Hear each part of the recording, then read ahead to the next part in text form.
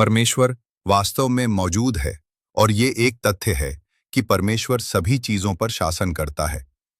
जब हम परमेश्वर के अधिकार के बारे में बात करते हैं तो हमारे ध्यान का केंद्र क्या होता है? हमारा मुख्य बिंदु क्या होता है? हमें इस पर चर्चा करने की आवश्यकता क्यों है? इस पर चर्चा करने का पहला प्रयोजन लोगों के हृदय में सृष्टिकर्ता के तौर पर परमेश्वर की पहचान और सभी चीजों में उसकी स्थिति को स्थापित करना है। पहले पहल लोगों को यह चीज जताई, दिखाई और महसूस कराई जा सकती है। जो कुछ तुम देखते हो और जो कुछ तुम महसूस करते हो, वो परमेश्वर के कार्यों, वचनों और सब चीजों पर उसके नियंत्रण से आता है। अतः जो कुछ लोग परमेश्वर के अधिकार के माध्यम से देखते, सीखते और जानते हैं, उससे उन्हें कौन सी सच्ची समझ प्राप्त होती है? पहले प्रयोजन पर हम पहले ही चर्चा कर चुके हैं।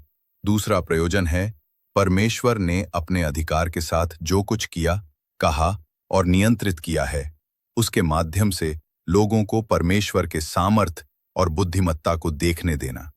इससे तुम यह समझ सकते हो कि हर एक चीज के नियंत्रण में परमेश्वर कितना सामर्थ्यवान और बुद्धिमान है।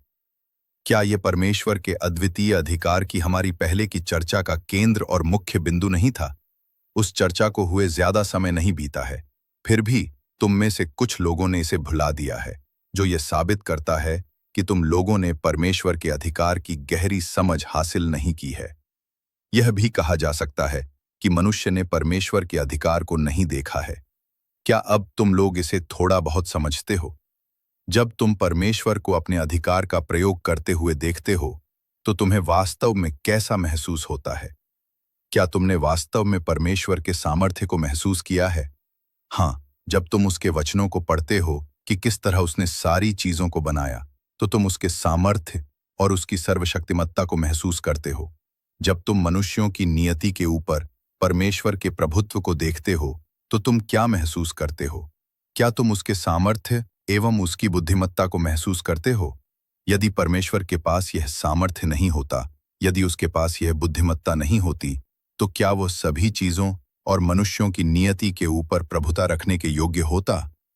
परमेश्वर के पास सामर्थ्य और बुद्धिमत्ता है, इसलिए उसके पास अधिकार है। यह अद्वितीय है। समस्त